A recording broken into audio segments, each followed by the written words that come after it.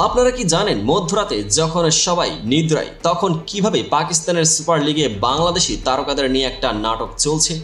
আজকের গল্পে শামিল আছে ক্রিকেটের দুই দিগন্ত শীর্ষ তারকা লিটন দাস ও রিশাদ হোসেন, যাদের পিএসএল এর মাঠে নতুন অধ্যায় শুরু হতে চলেছে। চলুন আমরা জানি কিভাবে শাহিন রাজাদের চমক ও তোমার বন্ধু হবে না প্রশ্নবোধক মুহূর্তে নাটকীয়তা আরও বয়ে যায়। বাংলাদেশ ক্রিকেটের ভবিষ্যৎ রচনায় আজ নতুন এক অধ্যায় জুড়তে চলেছে। পিএসএল ফ্র্যাঞ্চাইজিতে লাহোর কালান্দার্সের টিম হয়ে রিশাদ হোসেনকে নিয়ে যে কাহিনী, তা শুধু ক্রিকেটের মাঠে নয় বরং বাহ্যিক যোগাযোগের মঞ্চেও একটা নতুন দৃষ্টান্ত স্থাপন করেছে। লিটন দাসও একই সঙ্গে টুর্নামেন্টের জন্য প্রস্তুত, তবে এই যাত্রার পেছনে রয়েছে বিসিবির এনওসি, যেটি তাদেরকে জিম্বাবুয়ের বিপক্ষে আসন্ন টেস্ট সিরিজ থেকে বিরতি দিতে বাধ্য করেছে। ভিডিও শুরুতে দেখাবো আমরা এক ঝলক দুর্ঘটনার মতো মিটিং। শাহিন রাজা ও সামিন রানার চমকপ্রদ অতিহতায় বিদেশি ক্রিকেটারদের হেলো করা তুমি আমার বন্ধু হবে না প্রশ্নের বিন্দুমাত্র বিনোদনমূলক আলাপ চিহ্ন। টিমের পরিকল্পনা ও সংকল্প কিভাবে রিশাদ হোসেনকে বিশ্রাম ও প্রস্তুতির প্রয়োজনীয়তা বোঝানো হলো, তা কিভাবে পেছনের কৌশলের সঙ্গে যুক্ত। ড্রামাটিক বিনিময়, তাদের আগমনের মুহূর্তের হাস্যরস এবং নাটকীয়তা, যা মুহূর্তে আপনার মুগ্ধতা জাগিয়ে তুলবে। এবার আসুন একটি বিশদে দেখি এই মঞ্চের প্রেক্ষাপট ও কৌশলগত দিকগুলো।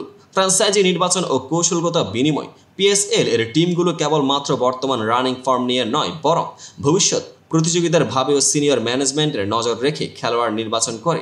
রিশাদ হোসেনকে নির্বাচন করা মানে টিমে নতুন গতিশীলতা যোগ করা, কারণ তার অগ্রদূত ব্যক্তিত্ব ও বিল্ড আপ স্টাইল অনেক গুণে ম্যাচের চলমান পরিস্থিতি বদলে দিতে সক্ষম। বিশ্ব ক্রিকেটে বাংলাদেশের অবস্থান। বিসিবির এনওসির ফলে জিম্বাবুয়ের বিপক্ষে টেস্ট মাঠে বাংলাদেশি যোদ্ধারা থাকবে কম বেশি, তবে পিএসএল এর মাধ্যমে লাহোর কালান্দার্সের সঙ্গে খেলা মানে নতুন আন্তর্জাতিক অভিজ্ঞতা অর্জনের সুযোগ। ফলে ক্রিকেট প্রেমীরা দেখতে পাবেন কিভাবে টুর্নামেন্টের মাঠে বাংলাদেশি খেলোয়াড়রা নিজেদের কৌশল, মানসিকতা, ফর্ম দেখাতে চায়। দলগত ও ব্যক্তিগত পরিচর্যা, কিছু হাস্যরসের ছোঁয়া। শাহিন রাজা যখন রিশাদের কক্ষে গিয়ে সালাম দেয়, তখন সেই মুহূর্তে শুধু আন্তরিকতা প্রকাশ নয়, বরং এক প্রকার ফ্রেন্ডশিপ স্থাপনের কৌশল। এই হাস্যরসপূর্ণ ও নিবিড় আচরণগুলো ক্রিকেট জগতে দলের মধ্যে ভারসাম্য ও সুসংহততা প্রদর্শনের এক প্রমাণ। তুলনামূলক দৃষ্টিকোণ ও টেকটিক্যাল আলোচনা। অন্যদিকে নাহিদ রানার টেস্টের সাথে পিএসএল এ যোগদানের বিষয়ের তুলনায় রিশাদ ও লিটনের পুরো সময়ের জন্যই এনওসির সিদ্ধান্ত একটি স্পষ্ট সংকেত যে বিসিবি আন্তর্জাতিক মাঠে খেলোয়াড়দের সঠিকভাবে ব্যবস্থাপনা করছেন। এটি তুলনামূলকভাবে দেখায় কিভাবে ভিন্ন ধরনের ফরম্যাটে খেলোয়াড়দের ভূমিকা ও প্রস্তুতি পরিবর্তিত হয়। ভিডিওর এই অংশে আমরা উঠে আসবো সেই নাটকীয় মুহূর্তে, যখন মধ্যরাতে শাহিন রাজা রিশাদের কক্ষে ঢোকার পর জিম্বাবুয়ের তারকার সাথে করা ছোট্ট হাস্যকর প্রশ্ন, তুমি আমার বন্ধু হবে না।